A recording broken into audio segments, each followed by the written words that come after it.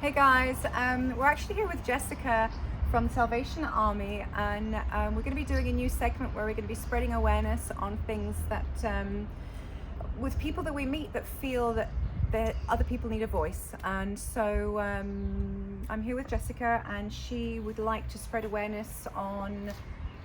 We spoke already about the huge children trafficking problem in the world that's really brushed under the rug because people don't want to acknowledge it because it really is so horrific.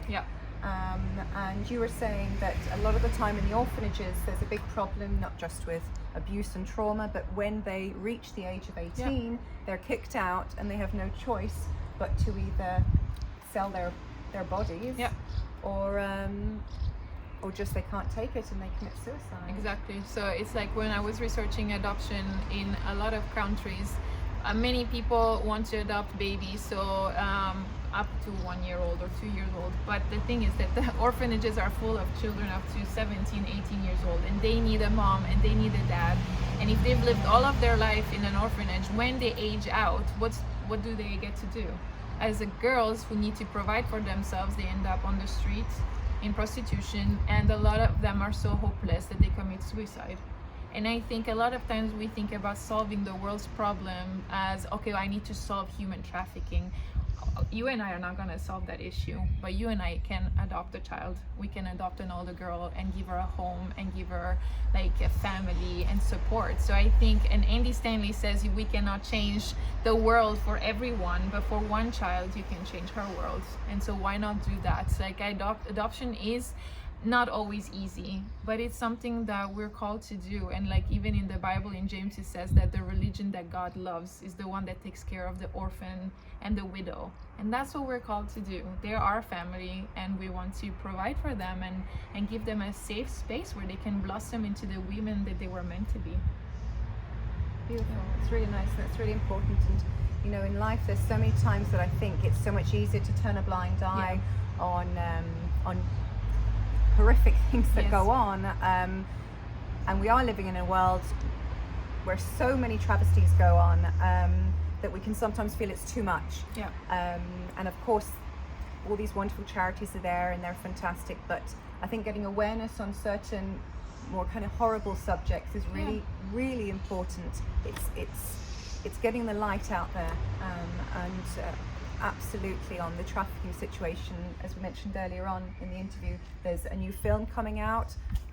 There's two new films. One is a documentary, one is a film. Jim Caviezel's the other one, and I think then Mel Gibson's trying to do a documentary on it. So these type of films have been suppressed for so long because there are powers the powers of be, as you were talking about, they're more organized than us. They've been doing this for a very long time, and they're extremely influential and extremely powerful people who, you know, have, you know, their bases in Hollywood, and no one really wants to talk about that because we all love our movies and our TV shows, but that's where it starts, and so many young girls as well go to Hollywood to try and make it. We all know what happens to that, but it's the children that really something needs to be done about that.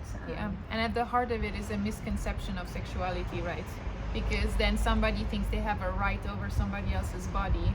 And so what can we do? There again, we're moms of boys. We can raise our boys to have a better understanding of sexuality and consent and what it means to love a woman. Like, not just for her body, and just, it's not for grabs.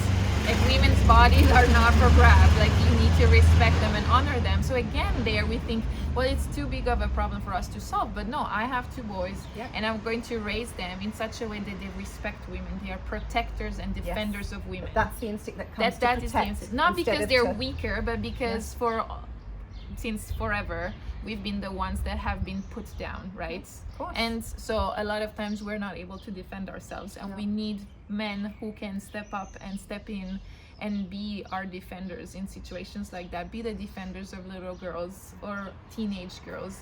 And it all goes back also to pornography and all of that, right? That pornography is a distortion of sexuality. That's not what God had intended for sex to be about. And so if we can resolve these problems, we're going to be able to make a change on the macro level. It's actually fantastic. Rather than concentrating on all of the aftermath of all these explosions. Let's go to the source. Yep. Let's teach our boys the right way. Let's start bringing more wholesome Absolutely. ideology into it, Yep. because everything has gotten so distorted and twisted, and everyone's just trying to be so. I think in our search for meaning and our search for identity, we end up searching in all the wrong places, but we end up kind of going to these extremes Yeah. where we're not happy. We're just trying to find something, find ourselves, find our identity, but we can't do it in all the wrong places. No, and that's what children are doing in social media. They go at 11 or 12 and they post videos of themselves half naked.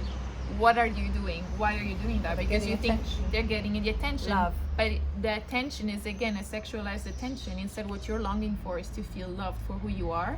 And so as parents, we need to make sure to set boundaries for social media, and we need to be present in our children's lives. Yes. Because When they hit Yeah. when they hit 13, 14, Absolutely. you don't have to just be like, well, they can make No. their own lunch, No. so I don't need to worry absolutely about them. not. They need to be connected. They need to be know that. guided. Yeah, and there is no cell phone in your room, no internet in your room, because we know that it's just like a rabbit hole. So we're going to have meals together. We're going to talk about the things that worry you and that you're passionate about, and we're going to be there. And home is going to be where you feel safe. If I can give you that attention, then my child is not going to need someone to put a hungry. like Exactly. on a post. So it's all Exactly. connected, right? It all comes Yeah. back to the home, because that's where human Yeah. beings are created. They're in the home, Yeah. and we have to make sure to spend time with our babies Absolutely. to let them know that their value, their worth. So as you said, they won't have this hunger and try and search it In the wrong places. Wow, Jessica, I cannot thank you enough. Thank you for having me. I just very excited for this new part of the videos of just sharing awareness. Yep. And if there's anything else you want to say, feel free No, to say that's it. Thank you so much. And good luck Thank next you. week Yeah. going to Florida. And I Yeah. just know your light is going to touch so many people. Thank you. And it's going to be wonderful. So thank you so much. Thank you. Bye, guys. Bye.